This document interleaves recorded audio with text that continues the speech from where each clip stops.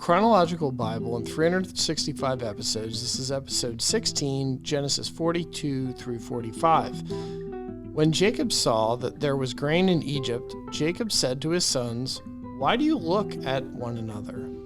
And he said, "Indeed, I have heard that there is grain in Egypt. Go down to that place and buy for us, that we may live and not die." So Jacob's 10 brothers went down to buy grain in Egypt. But Jacob did not send Joseph's brother Benjamin with his brothers. He said, lest some calamity befall him. And the sons of Israel went to buy grain among those who journeyed, for the famine was in the land of Canaan. Now Joseph was governor over the land, and it was he who sold to all the people of the land. And Joseph's brothers came and bowed down before him with their faces to the earth. Joseph saw his brothers and recognized them, but he acted as a stranger to them and spoke roughly to them.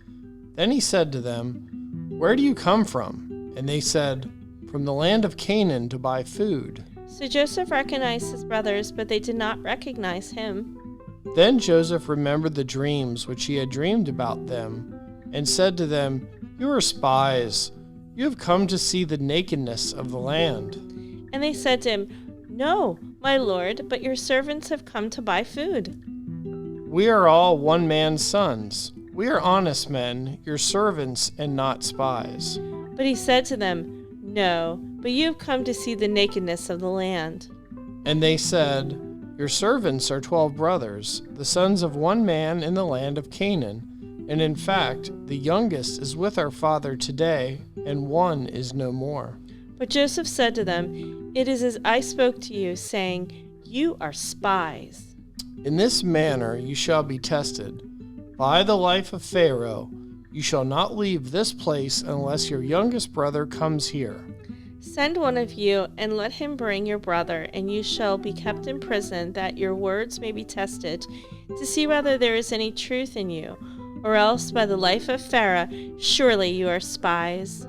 So he put them all together in prison 3 days. Then Joseph said to them on the third day, "Do this and live, for I fear God. If you are honest men, let one of your brothers be confined to your prison house, but you go and carry grain for the famine of your houses. And bring your youngest brother to me, so your words will be verified, and you shall not die." And they did so. Then they said to one another, "We are truly guilty concerning our brother, for we saw the anguish of his soul when he pleaded with us, and we would not hear. Therefore this distress has come upon us." And Reuben answered them, saying, "Did I not speak to you, saying, do not sin against the boy? And you would not listen.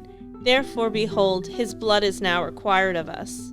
But they did not know that Joseph understood them, for he spoke to them through an interpreter. And he turned himself away from them and wept. Then he returned to them again, and talked with them. And he took Simeon from them, and bound him before their eyes. Then Joseph gave a command to fill their sacks with grain, to restore every man's money to his sack, and to give them provisions for the journey. Thus he did for them. So they loaded their donkeys with their grain, and departed from there. But as one of them opened his sack to give his donkey feed at the encampment, he saw his money, and there it was in the mouth of his sack. So he said to his brothers, "My money has been restored, and there it is in my sack." Then their hearts failed them, and they were afraid, saying to one another, "What is this that God has done to us?" Then they went to Jacob their father in the land of Canaan, and told him all that had happened to them, saying, "The man who is Lord of the land spoke roughly to us, and took of us for spies of the country." But we said to him, "We are honest men, we are not spies." "We are 12 brothers, sons of our father. One is no more, and the youngest is with our father this day in the land of Canaan." Then the man, the lord of the country, said to us, "By this I will know that you are honest men. Leave one of your brothers here with me, take food for the famine of your households, and be gone. And bring your youngest brother to me, so I shall know that you are not spies, but that you are honest men. I will grant your brother to you, and you may trade in the land." Then it happened, as they emptied their sacks, that surprisingly each man's bundle of money was in his sack. And when they and their father saw the bundles of money, they were afraid. And Jacob their father said to them, You bereaved me. Joseph is no more. Simeon is no more. And you want to take Benjamin? All these things are against me. Then Reuben spoke to his father, saying, Kill my 2 sons, if I do not bring him back to you. Put him in my hands, and I will bring him back to you. But he said, My son shall not go down with you, for his brother is dead, and he is left alone. If any calamity should befall him along the way in which you go, then you would bring down my gray hair with sorrow to the grave. Now the famine was severe in the land. And it came to pass, when they had eaten up all the grain that they had brought from Egypt, that their father said to them, Go back, buy us a little food. But Judah spoke to him, saying, The man solemnly warned us, saying, You shall not see my face unless your brother is with you. If you send our brother with us, we will go down and buy you food.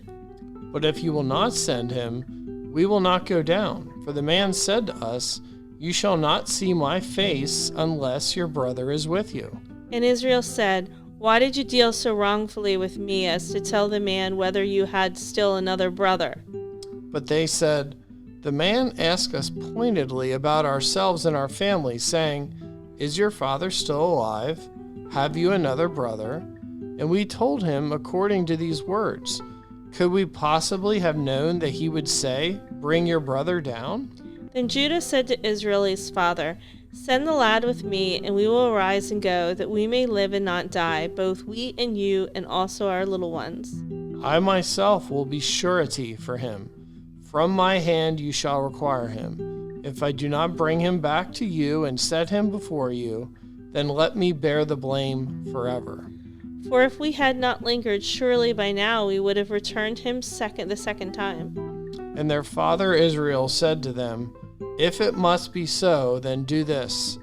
Take some of the best fruits of the land in your vessels, and carry down a present for the man, a little balm and a little honey, spices and myrrh, pistachio nuts and almonds.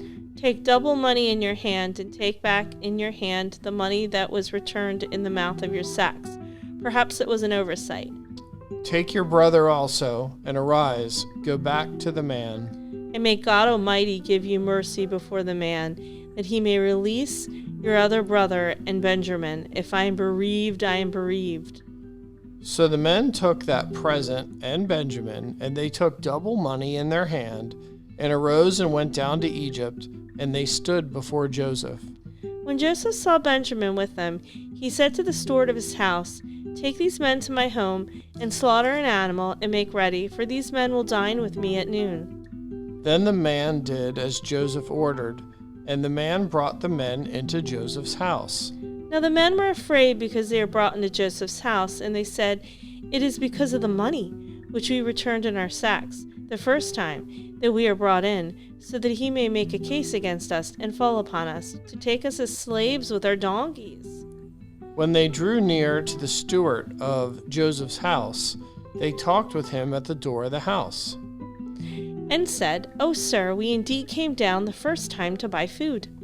But it happened, when we came to the encampment, that we opened our sacks, and there each man's money was in the mouth of his sack, our money in full weight. So we have brought it back in our hand. And we have brought down other money in our hands to buy food. We do not know who put our money in our sacks. But he said, Peace be with you. Do not be afraid. Your God and the God of your father has given you treasure in your sacks. I had your money. Then he brought Simeon out to them. So the man brought the men into Joseph's house and gave them water, and they washed their feet, and they gave their donkeys feed. Then they made the present ready for Joseph's coming at noon, for they heard that they would eat bread there. And when Joseph came home, they brought him the present which was in their hand into the house, and bowed down before him to the earth. Then he asked them about their well-being, and said, Is your father well? The old man of whom you spoke, is he still alive? And they answered, Your servant our father is in good health. He is still alive. And they bowed their heads down and prostrated themselves. Then he lifted his eyes and saw his brother Benjamin, his mother's son, and said, "Is this your youngest brother of whom you spoke to me?" And he said, "God be gracious to you, my son." Now his heart yearned for his brother. So Joseph made haste and sought somewhere to weep, and he went into his chamber and wept there. Then he washed his face and came out, and he restrained himself and said, "Serve the bread." So they set him in a place by himself, and them by themselves, and the Egyptians who ate with him by themselves, because the Egyptians could not eat food with Hebrews, for that is an abomination to the Egyptians. And they sat before him, the firstborn according to his birthright, and the youngest according to his youth. And the men looked in astonishment at one another. Then he took servings to them from before him, but Benjamin's serving was 5 times as much as any of theirs. So they drank and were merry with him. And he commanded the steward of his house, saying, "Fill the men's sacks with food, as much as they can carry, and put each man's money in the mouth of his sack. Also put my cup, the silver cup, in the mouth of the sack of the youngest, and the grain money." So he did according to the word that Joseph had spoken. As soon as the morning dawned, the men were sent away, they and their donkeys. When they had gone out of the city and were not yet far off, Joseph said to his steward, "Get up, follow the men, and when you overtake them, say to them, 'Why have you repaid evil for good?' Is not this the one from which my Lord drinks, and with which he indeed practices divination? You have done evil in so doing." So he overtook them, and he spoke to them these same words. And they said to him, "Why does my Lord say these words? Far be it from us that your servants should do such a thing. Look, we brought back to you from the land of Canaan the money which we found in the mouth of our sacks. How then could we steal silver or gold from your Lord's house? With whomever of your servants it is found, let him die, and we also will be my Lord's slaves." And he said, "Now also let it be according to your words. He with whom it is found shall be my slave, and you shall be blameless." Then each man speedily let down his sack to the ground, and each opened his sack. So he searched. He began with the oldest and left off with the youngest, and the cup was found in Benjamin's sack. Then they tore their clothes, and each man loaded his donkey and returned to the city. So Judah and his brothers came to Joseph's house, and he was still there, and they fell before him on the ground. And Joseph said to them, "What deed is this you have done? Do you not know that such a man as I can certainly practice divination?" Then Judah said, "What shall we say to my Lord? What shall we speak? Oh, how shall we clear ourselves? God has found out the iniquity of your servants. Here we are, my Lord's slaves, both we and he also with whom the cup was found." But he said, "Far be it from me that I should do so. The man in whose hand the cup was found, he shall be my slave. And as for you, go up in peace to your father." Then Judah came near to him and said, "O my Lord, please let your servant speak a word in my Lord's hearing, and do not let your anger burn against your servant, for you are even like Pharaoh." My Lord asked his servants, saying, "Have you a father or a brother?" And we said to my Lord, "We have a father and an old man, and a child of his old age, who is young. His brother is dead, and he alone is left of his mother's children, and his father loves him." Then you said to your servants, "Bring him down to me, that I may set my eyes on him." And we said to my Lord, "The lad cannot leave his father, for if he should leave his father would die." But you said to your servants, "Unless your youngest brother comes down with you, you shall see my face no more." So it was, and when we went up to your servant my father, that we told him the words of my Lord. And our father said, "Go back and buy us a little food." But we said, "We cannot go down if our youngest brother is with us. Then we will go down, for we may not see the man's face unless our youngest brother is with us."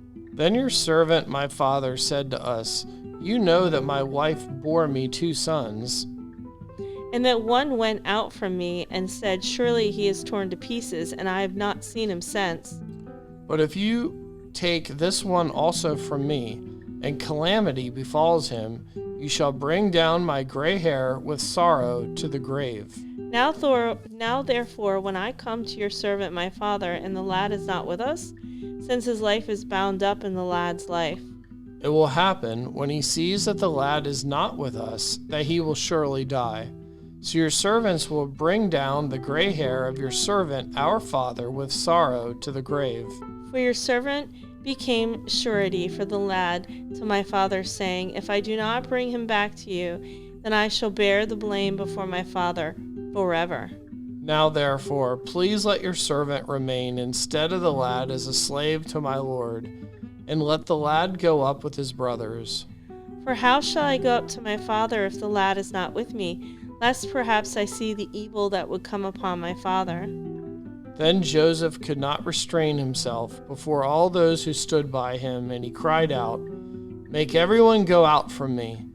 So no one stood with him while Joseph made himself known to his brothers. And he wept out loud, and the Egyptians in the house of Pharaoh heard it. Then Joseph said to his brothers, I am Joseph. Does my father still live? But his brothers could not answer him, for they were dismayed in his presence. And Joseph said to his brothers, Please come near to me. So they came near. Then he said, I am Joseph, your brother, whom you sold into Egypt. But now, do not therefore be grieved or angry with yourselves because you sold me here, for God sent me before you to preserve life. For these 2 years a famine has been in the land, and there are still 5 years in which there will be neither plowing or harvesting. And God sent me before you to preserve a posterity for you in the earth, and to save your lives by a great deliverance. So now it was not you who sent me here, but God, and he has made me a father to Pharaoh, and a lord over the house, and a ruler throughout all the land of Egypt. Hurry and go up to my father, and say to him, Thus says your son Joseph, God has made me lord of all Egypt. Come down to me. Do not tarry. You shall dwell in the land of Goshen, and you shall be near to me, and you and your children's children, your flocks and your herds, and all that you have. There I will provide for you, lest you and your household and all that you have come to poverty, for there are still 5 years of famine. And behold, your eyes and the eyes of my brother Benjamin see that it is my mouth that speaks to you. So you shall tell my father of all my glory in Egypt, and of all that you have seen, and you shall hurry and bring my father down here. Then he fell on his brother Benjamin's neck and wept, and Benjamin wept on his neck. Moreover, he kissed all his brothers and wept over them, and after that his brothers talked with him.